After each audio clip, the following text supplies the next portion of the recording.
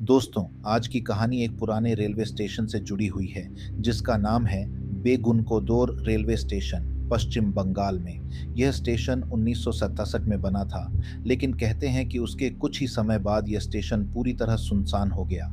कारण एक औरत का भूत। कहा जाता है कि एक रात स्टेशन मास्टर ने प्लेटफॉर्म पर एक सफेद साड़ी पहनी औरत को देखा। पहले लगा कि कोई यात्री है, लेकिन जब उसने उसका चेहरा देखा तो उसके होश उड़ गए। चेहरा बिल्कुल काला, बिना आंखों का गड्ढा और सिर्फ दांत दिखाई दे रहे थे। अगले दिन स्टेशन मास्टर की लाश पटरी पर कटी हुई मिली। इसके बाद अफवाहें फैल गईं कि वहां एक चुड़ैल का साया है और रात में जो भी स्टेशन पर रुका वह वापस जिंदा नहीं आया।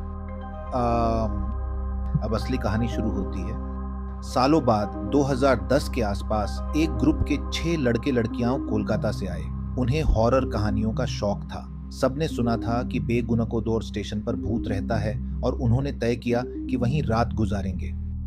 रात 11 बजे की आखिरी ट्रेन गुजरने के बाद पूरा स्टेशन सुनसान हो गया।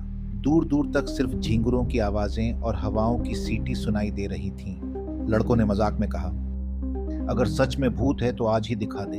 थोड़ी देर बाद प्लेटफॉर्म पर एक पुरानी लालटेन अपने आप जल गई। सबने सोचा हवा से होगा, लेकिन धीरे धीरे प्लेटफॉर्म के आखिर में एक औरत की परछाई दिखाई देने लगी। वह औरत सफेद साड़ी में थी, उसके बाल जमीन पर घिसट रहे थे और उसके पांव उल्टे थे। सबके चेहरे पर डर साफ था, लेकिन उनमें से एक लड़का विक्रम बोला, ये सब बकवास है, चलो देखते हैं। वह उसके पास गया और अचानक सबने देखा कि औरत ने उसका गला पकड़ लिया। उसकी चीख गूंज उठी, बचाओ!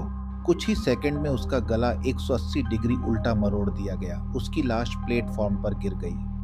बाकी 5 लड़के लड़कियां चिल्लाते हुए स्टेशन मास्टर के कमरे में भागे और दरवाजा बंद कर लिया। दूसरी मौत। कमरे में घुप अंधेरा था, सब सहमे हुए थे। अचानक दीवार पर खून से लिखा दिखा, तुम्हारी बारी है। सब सन्न रह गए। उसी वक्त पीछे खड़ी एक लड़की रिया ने महसूस किया कि कोई उसके बाल पकड़कर खींच रहा है। वह चीख पड़ी। दरवाजा अपने आप खुला और रिया को जोर से बाहर घसीट लिया गया।